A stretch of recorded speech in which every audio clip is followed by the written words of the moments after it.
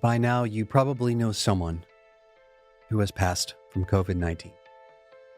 The impact of the virus is tragic and undeniably palpable. But it is not the first pandemic, and it is far from the worst. Deadly contagions are as old as civilization itself, and humanity has always persevered. At what point is a virus considered so fatal that the suspension of our essential freedoms is justified? Does the government have legal or moral authority to coerce compliance under such circumstances? In today's episode, we seek to answer those questions and more.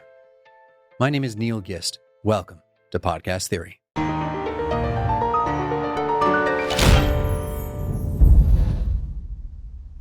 In the 14th century, the Great Mortality, the Black Death, swept across Europe, destroying over 1/3 of its population. The plague was so infectious that it covered the furthest corners of Europe. Statistical analysis and recent DNA testing of medieval victims indicate that the plague proliferated through major trade routes throughout the continent and eventually made its way east through the Silk Road. Various efforts were made to physically segregate the diseased from the healthy. In Italy, affected were taken to fields and left outside to either recover or die. In 1377, the Venetian Republic established the Trentino, a 30-day period of isolation for newly arrived ships. The tactic caught on by other nations, and over the next century, the waiting period increased to 40 days, and the term changed to quarantino, from the Italian word for 40, quaranta. On March 19th, 2020, lockdowns came to America, first in Los Angeles, California.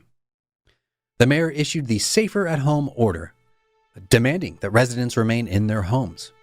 He ordained which businesses were non-essential and forcibly shut them all down. Establishments who did not comply were threatened with having their power and water cut off. The Constitution is very clear.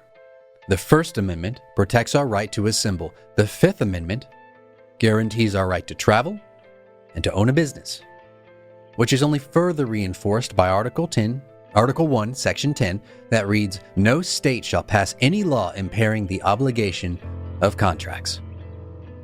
America has seen hundreds of thousands of businesses close their doors, if not millions. Tens of millions of jobs have been lost. When South Dakota Governor Kristi Noem says it is not within her authority to deem a business as essential or non-essential, she is absolutely correct. Unequivocally, there is nothing constitutional about the unilateral executive orders that have been issued around the country from governors, mayors, and health departments. In the face of a fatal pandemic, does it even matter? How many lives need to be lost to a virus before government is justified in suspending our rights? Well, there are some politicians who have declared that if it saves just one life, it was worth it. But only a serial hypocrite could believe such a thing. Last year, approximately 88,000 people died of alcohol-related deaths, 39,000 to car accidents, and 647,000 to heart disease, according to the CDC. Shall we ban alcohol, return to horse-drawn carriages, and mandate exercise and dieting? There is no limit to the freedoms that we might confiscate in the name of saving millions of lives, let alone just one. Freedom carries with it an inherent risk. It is not within the power of any government to eliminate that risk. It can, however, provide a legal framework for settling consequences that arise from exercising free will. If someone is killed in a car accident, we respond by seeking justice in the courts, not by a complete and total ban of automotive travel. But it is not a crime to be sick, nor to succumb to illness. If someone is purposefully infected with an illness, it might qualify as a form of assault. But if it is unintentional, as it often is, there is no legal justice to be found for the spreading of disease that does not without making criminals out of all of us. So if we cannot eradicate sickness or seek legal retribution, what actions remain to us? Well, in a free society, it is up to individual people to assume responsibility for their own actions and their actions alone. Shut down your business, or don't. Quarantine yourself at home, or don't. Wear a mask, social distance, wash your hands all the time, or live a normal life. It is your obligation to behave in a manner that you think is responsible. Though others may live their lives differently, it is not within your realm of control to force compliance in accordance with your personal subjective preferences. But what about the masks? There are indecent exposure laws, after all, that require citizens to wear a certain amount of clothing.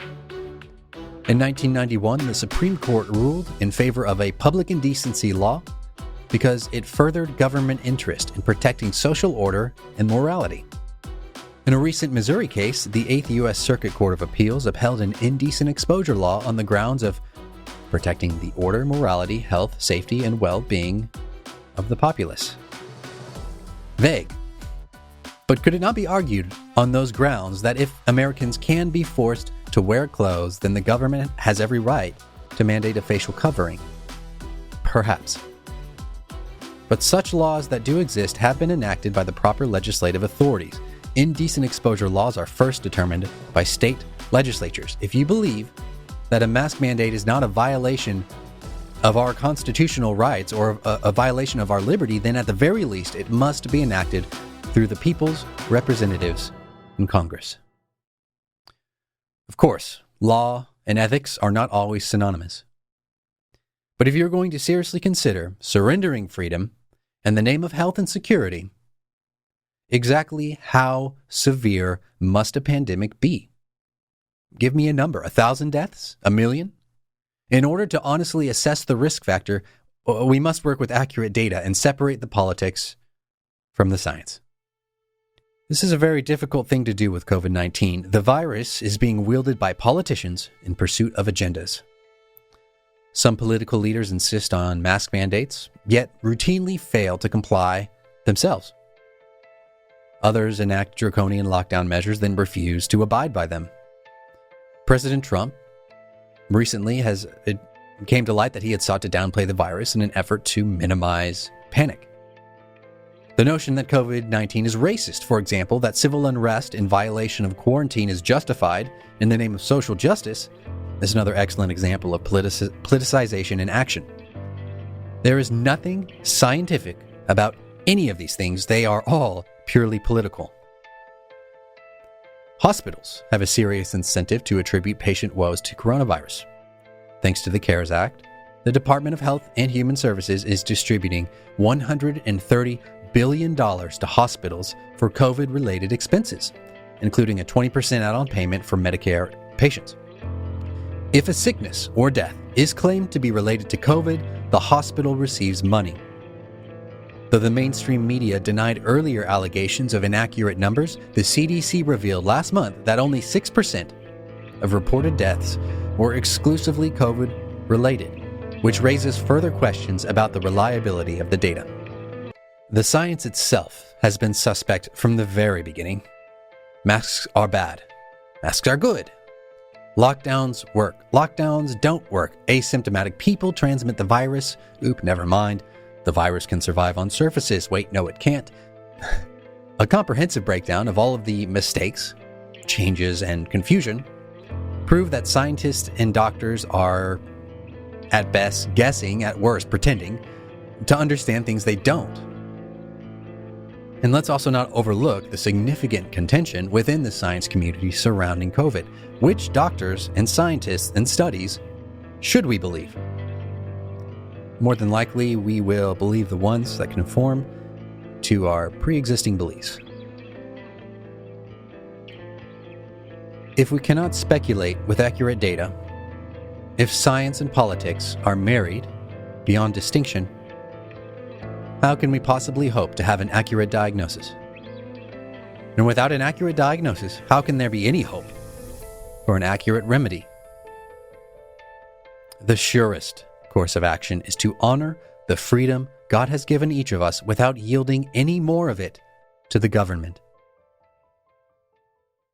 Okay, today for Q&A, what are the economic risks of continued lockdowns?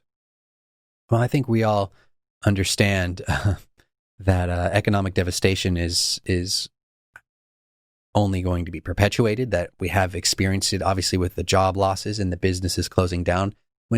When people argue against economic concerns, like with the contention that, oh, you only care about money, you only care about business, you don't care about people or people's lives, we have to understand that's a pretty short-sighted thought process. Livelihood and survival are directly integral with the economy. It's where our food comes from, our water, our shelter, our electricity. It's where production comes from and all of the different things that have to happen in order to make it to where we can even grow food. So that's tied together, life and economy. So to be concerned about the economy is a humanitarian perspective. Now there's also the liberty element to all this, which we just went over, the Constitution and all that. So look, if you want to stay home because you're freaked out about the virus, you have every right to do that. If you actually follow through on that, then you're safe, right? Don't let people come over and don't leave. And then you yourself will be fine. Will you receive a vaccination for coronavirus? I will not. Not right now. Anyways, I mean, look at the mistakes and the back and forth and everything we just went over with the politicizing of the science behind COVID and proper countermeasures. It's, of course, whatever happens with the vaccine is going to suffer the same fate. We're going to have some people who are just opposed to anything that comes out of President Trump. And if this is Operation Warp Speed, if this is a byproduct of his efforts, then there will be those who seek to destroy it, tear it down, or politicize it. Of course, on the flip side of that, you'll have people who believe anything and everything Trump says, or will do whatever he says, and they'll take the vaccine with no regard for any consequences, or perhaps a lack of time to weigh the potential consequences of what will be a largely untested vaccination. I'm sure, of course, we'll be able to test it over the short term. But we want to, if we're going to be injecting our bodies with some form of, biological changing substance, we're going to want to know what those consequences are over the long term. If we're being careful with ourselves, I sure as hell am not going to inject my daughter with something like that. Why would I do that? Especially when you look at the death rates, the mortality rates, how younger people are. I mean, they've got an exceptional survivability rate. So that we're talking about a lot of risk taking a vaccine is a lot of risk for what would be a relatively small risk, is insofar as the coronavirus actually being fatal. Now, if I was older, in that upper percentile group where my life would be legitimately threatened if I caught coronavirus, I would be more willing to gamble with a relatively new and untested vaccine. That's just my personal opinion. But again, that's really the important thing, is you've got to make those decisions for yourself. You can look at the studies, you can try to dissect the politics and the science and figure out the truth of the matter, but ultimately it should be your decision.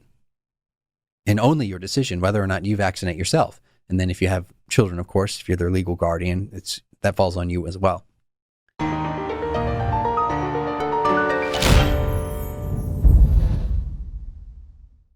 Hey guys, thank you so much for tuning in tonight. If you'd like to see more videos like this, please consider supporting us on Patreon. Just $1 a month, $5 a month, anything like that goes a long way in helping us ensure that we have the resources we need to continue to provide free videos for you. And we'd like to do more and more. And so your help really goes a long way in allowing that to happen. Please subscribe to our YouTube channel, hit the bell icon to receive notifications, and share on social media and all that good stuff. But we'll see you next week. Thanks.